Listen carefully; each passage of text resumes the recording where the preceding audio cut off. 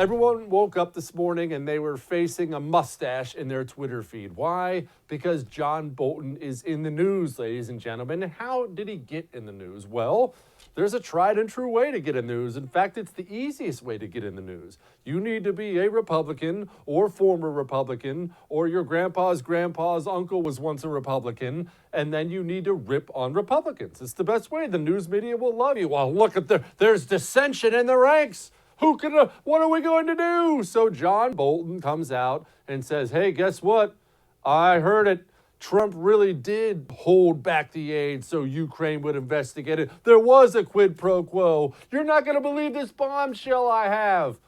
Oh, by the way, my book's available today to pre-order on Amazon.com. I'm not making it up. That's pretty much exactly what happened. But believe me, you can trust that this time somebody leaked it to the New York Times. Ladies and gentlemen, before we go any further here, do you think it's an accident that a supposed manuscript from John Bolton that makes Donald Trump look bad happens to get leaked to the New York Times on the same day Bolton posts links to pre-order his book?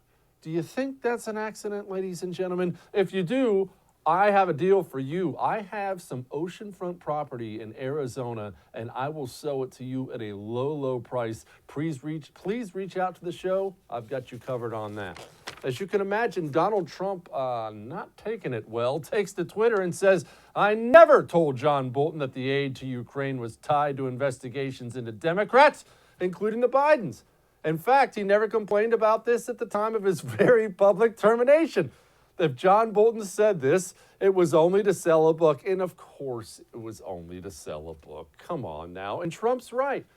Have you ever noticed there's a consistency with Trump, with the people he fires? He fires them. Nothing is said. Then there's this lull period, almost like they're doing something during this lull period. There's this lull period. And then they have a bombshell. And all of a sudden, they're on every single cable news network. And it's leaked to somebody. People, we all know the game here. And while we're at it, we spent a lot of time praising President Donald Trump because he's done an outstanding job. I've made no bones about it. I was super, super against him during the primary. I was a heavy Ted Cruz guy. I obviously voted for him in the general because Hillary Clinton is the devil. Donald Trump has blown me away with how outstanding he's been. But people, Donald Trump's hiring has been abysmal. It's indefensible. When you look around you and you have people like Rex Tillerson and Omarosa in the walls of your White House, come on, man. Come on. By the way, all credit to him. He really has been the best jobs president. His foreign policy is outstanding. He's securing the border. He's packing the courts of federal judges. Wouldn't change it for the world. Come on, man. Let's get a vetting process going in the White House. So once again, another former Trump employee is writing a damaging tell-all book. As you can imagine, Adam Schiff is all over this thing.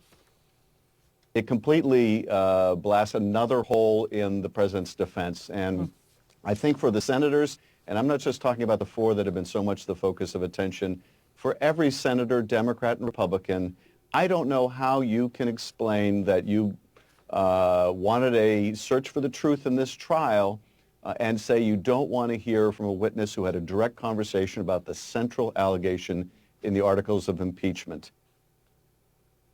Wouldn't you know it? That's another big shock out of this whole thing. So as things are going terribly for Democrats, somebody appears out of nowhere and leaks to the media something that could damage President Trump and might throw a wrench in this whole thing. Does that ring any bells for you, Brett Kavanaugh? This is what they do every single time, people. Impeachment is going down in flames. They're looking for a parachute. They're hoping John Bolton is this parachute. And you know what? I don't even begrudge that to Adam Schiff. Adam Schiff is a snake in the grass, but at least he's playing the game. He's doing the things for his team that he should do. However, and I do mean however, shouldn't we also play the game?